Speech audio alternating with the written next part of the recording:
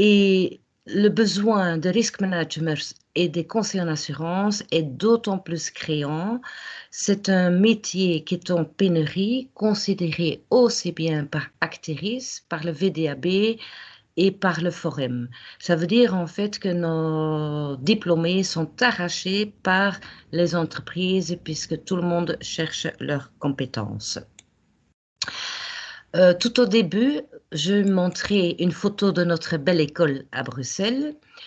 Sachez cependant que suite à la pandémie, nous avons basculé du jour au lendemain, et ça date déjà de mars de l'année académique précédente, de l'enseignement présentiel vers le distanciel.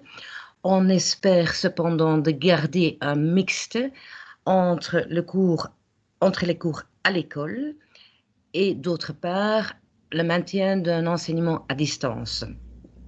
Si vous avez des cours à l'école, il est évident que vous avez un contact rapproché avec les enseignants et les collègues, mais sachez que même si les cours sont en ligne, via Teams par exemple, ce contact reste évidemment maintenu.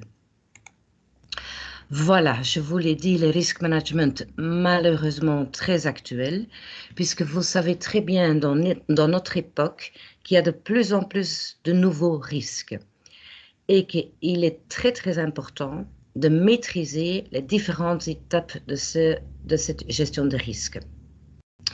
Il s'agit d'une formation multidisciplinaire. Je vais vous indiquer tout à l'heure les différentes branches. Mais sachez qu'il y a aussi bien des aspects juridiques, il y a l'aspect GPDR, il y a le risk management tout court, il y a également des notions de gestion. Mais nous voyons aussi bien dans la vie de tous les jours que la maîtrise de la communication en cas de crise est extrêmement importante pour savoir gérer des crises. Je vais vous expliquer tout à l'heure que tous nos enseignants, ce sont des professionnels du métier. Effectivement, nous avons la chance de pouvoir donner les cours en soirée avec l'avantage que nos profs, ce sont des enseignants qui travaillent la journée dans la matière et le soir, ils viennent transmettre avec beaucoup de passion leur expertise, leur vécu de tous les jours. Voilà, dans le transparent suivant, vous avez une idée des cours. Sachez que de toute façon, la gestion des risques et la matière d'assurance nécessitent la maîtrise des cours de base.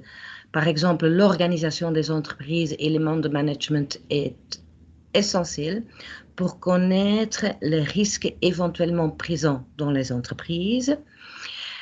La matière de maths fines et de statistiques est indispensable pour maîtriser tout ce qui concerne les assurances-vie. Puis vous avez les techniques de communication professionnelles nécessaires pour pouvoir communiquer en cas de crise. Et vous avez également le cours de banque et finance qui est nécessaire pour le cours de gestion des risques financiers.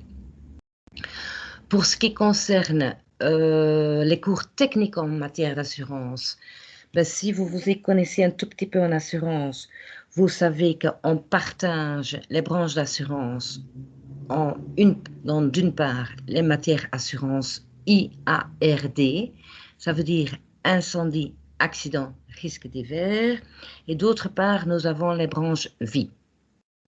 Pour ce qui concerne l'IARD, ben donc, nous avons des profs spécialisés en matière d'incendie, aussi bien les risques simples que les risques industriels. La matière des responsabilités civiles devient extrêmement importante, y compris l'assurance auto, puisque vous savez très bien que le risque auto n'est plus limité aux véhicules automoteurs, mais qu'il faut également penser, par exemple, au trafic impliquant les drones, ce qui explique également la nécessité de bien maîtriser l'assurance protection juridique en cas de sinistre. Et comme vous le voyez, il y a encore d'autres branches prévues dans la matière IARD. En branche d'assurance vie, là vous avez la chance d'avoir un excellent prof qui donne la matière assurance vie individuelle puis collective et aussi la matière d'assurance groupe. Et puis, nous ne pouvons pas négliger les assurances transport, puisque le risque transport, que ce soit l'assurance terrestre, le transport maritime ou le transport ferroviaire, devient extrêmement important, surtout en cas de pandémie. Alors, nous avons également des cours spécifiques en matière de risque. Il est évident qu'il faut commencer toujours avec les principes de base. Puis quand on va constater qu'il y a des risques qui influencent le côté financier, il suffit de regarder tout ce qui concerne les fraudes anti-blanchiment, les fraudes qui concernent le carrousel TVA. Vous avez la gestion des risques numériques et opérationnels. Et si, de nouveau, vous avez la chance d'avoir un prof qui est spécialisé en la matière, c'est donc un spécialiste en risque numérique et opérationnel qui va vous expliquer comment est-ce qu'on gère les risques présents actuellement dans le monde et sachant également que les risques évoluent de plus en plus. Vous avez certainement entendu que la cybersécurité et la cybercriminalité sont essentielles. Il suffit de suivre les nouvelles et vous avez compris que pendant cette pandémie, en fait, les fraudeurs ont vraiment profité d'essayer d'introduire des virus partout où ils le pouvaient. Donc, vous voyez que les matières de risque sont très, très fort présentes dans notre formation. Alors, il y a encore des compétences fortement attendues par le monde du travail, mais rassurez-vous, nous vous aidons. D'ailleurs, Madame Bury, présente lors des formations, pourrait vous rassurer, pourrait confirmer que la maîtrise du néerlandais et de l'anglais est nécessaire. Le néerlandais est indispensable pour les personnes qui vont travailler à Bruxelles, mais sachez également qu'un risque n'a pas de frontières linguistiques. Et donc, ce qui explique que l'anglais est également fortement recommandé. Je vous ai déjà communiqué que la communication appliquée au secteur de l'assurance est prévue, puisque la manière de communiquer a une forte influence dans la gestion des sinistres, dans la gestion des risques. On ne peut pas faire n'importe quoi, vous le savez. Il y a le respect nécessaire de la vie privée. C'est pour ça que vous avez un enseignant qui va vous instruire le GPDR. Et bon, il est évident que la fiscalité concerne toutes les branches d'assurance et c'est donc une matière qui est également prévue dans notre formation. Les débouchés sont nombreux, ne vous en faites pas. Je vous ai dit lors de mon introduction que vous êtes attendus à bras ouverts par les PME et les grandes entreprises, aussi bien dans le secteur privé que dans le secteur public. Nous recevons beaucoup d'offres d'emploi émanant des compagnies d'assurance, des banques, des bureaux de courtage. Quand je parle des bureaux de courtage, il s'agit aussi bien des plutôt petits bureaux de courtage, mais évidemment également des grands bureaux de courtage internationaux type March ou type Aon. Nous avons pas mal de demandes émanant des entreprises de niche. Quand je pense par exemple au bureau Ekman, ça c'est un assureur qui est spécialisé dans l'assurabilité des œuvres d'art. Mais je ne vous cache pas que chaque fois, le directeur me contacte pour dire « Tiens, Madame de Portre, vous n'avez pas un bachelier ou vous n'avez pas un étudiant puisque nous cherchons quelqu'un et donc vous êtes attendu dans toutes ces entreprises, soit en tant que conseiller, soit en tant que gestionnaire en production, soit en tant que gestionnaire de sinistre. » Lors de la présentation générale auquel vous avez peut-être assisté, nous avons parlé de la valorisation des expériences. C'est un moyen très utile pour raccourcir quelque part votre formation. Et sur le slide, vous voyez par exemple comment profiter au maximum des acquis que vous avez déjà en la matière. J'explique. Moi-même, je donne le cours de droit de la responsabilité civile, qui est un prérequis de l'assurance de responsabilité civile, qui, à son tour, est un prérequis de la gestion des risques, principe de base, qui, à son tour, est un prérequis de gestion des risques financiers. Si vous dites maintenant, je travaille en matière d'assurance responsabilité civile, par exemple, en assurance RC exploitation et après livraison des produits, pourquoi est-ce que je dois encore passer mon temps pour suivre le cours, bien qu'il est très intéressant? Il y a effectivement un moyen de dire, OK, je constitue un dossier que je transmets à Madame Renard. Si Madame Renard estime que vous posséderiez ou que vous avez de grandes chances de réussir ce test, elle va vous soumettre un test. En cas de réussite, le professeur peut considérer que vous disposez effectivement des compétences demandées et il peut décider de vous dispenser de suivre le cours d'assurance de responsabilité civile. Si vous êtes dispensé de l'assurance responsabilité civile, il me paraît évident que vous êtes également dispensé du droit de la responsabilité civile, puisque personne ne peut comprendre l'assurance de l'ARC sans avoir maîtrisé le droit de l'ARC. Avec ce petit exemple, vous avez compris qu'il y a un moyen d'être dispensé déjà de 2 cours et de pouvoir suivre directement l'UE ou le cours gestion des risques principe de base et suivre par après la gestion des risques financiers.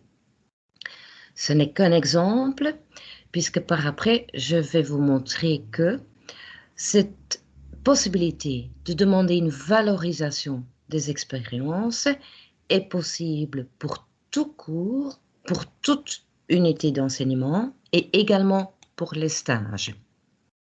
Voilà. Nous arrivons au stage.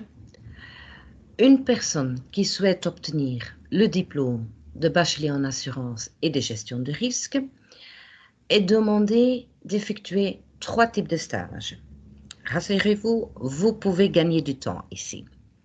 Je vais d'abord les énumérer. Il y a d'abord le stage d'insertion socio-professionnelle plus découverte du métier en matière d'assurance et gestion de risque, suivi par un deuxième stage, le stage d'intégration professionnelle, suivi par les activités professionnelles en matière d'assurance et de gestion de risque. Comment valoriser ici? Première hypothèse, vous travaillez soit en tant qu'indépendant, soit vous travaillez dans le cadre d'un contrat de travail qui n'a pas un lien avec la matière d'assurance ou risk management. N'empêche, vous pouvez demander une valorisation du premier stage et alors il est suffisant de suivre un séminaire ou lire par exemple quelques articles qui concernent la matière d'assurance. Vous ne devez donc pas passer du temps à chercher une entreprise pour réaliser ce premier stage. La simple rédaction d'un rapport suffit pour dire « Ok, je prouve que j'ai les acquis d'apprentissage demandés par le premier stage. » Deuxième hypothèse, vous travaillez déjà en matière d'assurance ou de gestion de risque. Vous pouvez demander une valorisation pour le premier, le deuxième et le troisième stage. Ça veut dire que vous ne devez pas commencer à chercher une autre entreprise pour effectuer un stage. Non.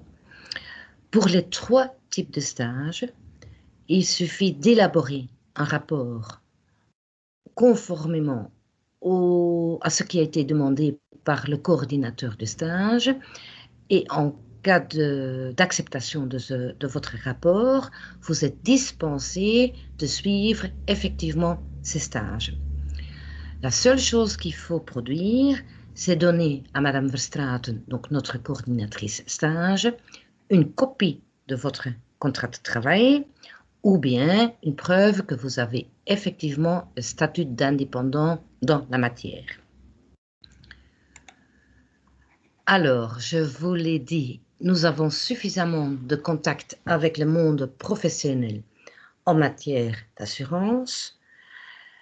La preuve en est, je vous l'ai dit tout à l'heure, nous recevons beaucoup d'offres d'emploi de la part des compagnies, des banques, des bureaux de courtage, même pour l'engagement des personnes qui n'ont pas encore obtenu le diplôme. Ça veut dire que le monde professionnel connaît suffisamment la qualité de notre enseignement, nous fait confiance, connaît la qualité de notre enseignement et dit « Ok, je suis prête à engager par un contrat de travail un étudiant qui n'a pas encore terminé sa formation. » Nous avons ensuite un beau réseautage. Nous avons des contacts avec Bellerim, c'est l'association belge des risk managers. Nous sommes soutenus par l'UPCA, l'Union professionnelle des courtiers en assurance. Nous avons le soutien de l'UCM, que vous connaissez certainement, c'est l'Union des classes moyennes. Nous sommes connus par pas mal de compagnies et de bureaux de courtage, et donc il n'y a aucun problème pour trouver un emploi pour vous. Il est évident que vous pouvez nous contacter et nous suivre via Facebook, via Instagram, via LinkedIn.